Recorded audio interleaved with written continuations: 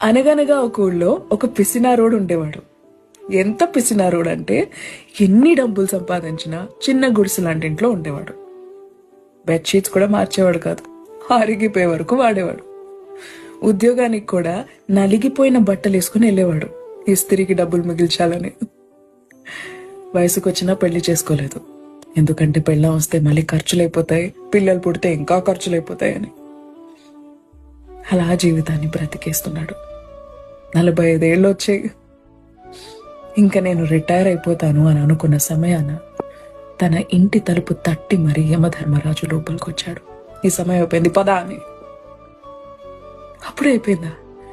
ఇప్పటివరకు నేను ₹1,00,00,000 సంపాదించాను, ఈ డబ్బులు తీసుకుని నాకు కొంచెం ఆయుష్ ఇస్తారా అని అడిగాడు. యమధర్మరాజు గట్టిగా నవ్వాడు. కుదరదని చెప్పాడు. ఒక్క క్షణం సమయం ఇవ్వండి,